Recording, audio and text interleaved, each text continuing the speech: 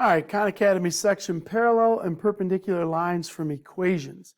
So basically they're going to give me two equations and I have to tell whether or not they are parallel, perpendicular, the same line. There might even be another choice down here.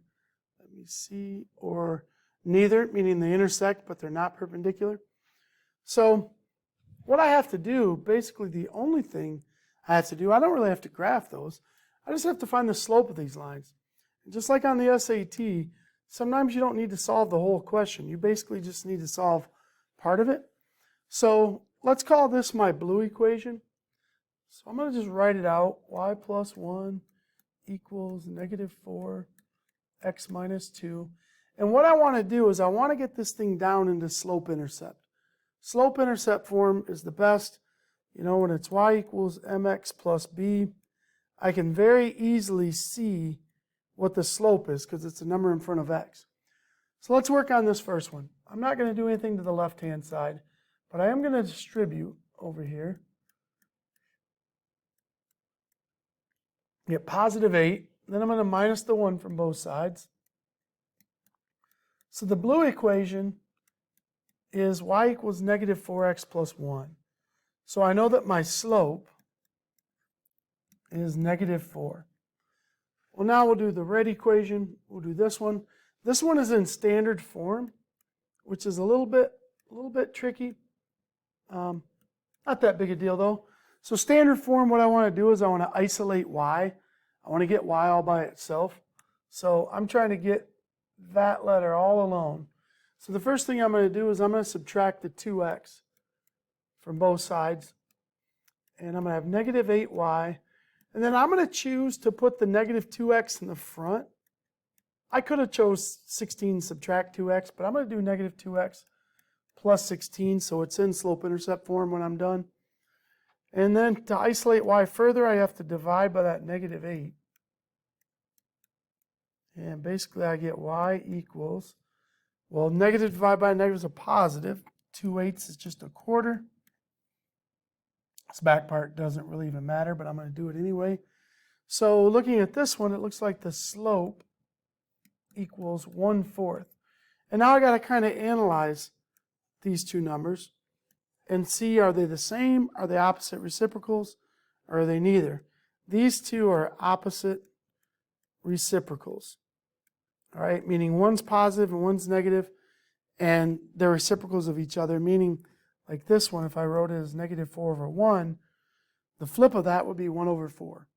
So whenever that happens, you have a set of parallel lines. Let's do another example. This one, they're both in standard form. So I'm going to be solving these ones for y two different ways. So x plus 3y equals 5. Move the x over, which makes it opposite, changes its sign. Divide by the y number coefficient. And really the only thing that's important here is this, because that tells me my slope is a negative 1/3. All right, because that's really a negative 1x there. I'm going to show you a little shortcut on this next one. If you do a lot of these, you start to see a pattern. And the pattern is this number right here in front of x is what we refer to as a. And this number here in front of y is what we refer to as b. And there's kind of a cheat code or a little shortcut that the slope is always going to be the opposite of a divided by b, kind of because of what I did up on that first equation. So the opposite of a would be negative 4, b is 12, and that reduces down to negative 1/3. So these two are the same, so that means that we have parallel lines. So for sure they're kind of parallel, but I didn't realize they have distinct parallel or they have the same line. So if they're the same line, they would also be, they would also have the same slope. So maybe I tried to get a little too fancy with doing shortcuts. Let's come back and get the actual equation.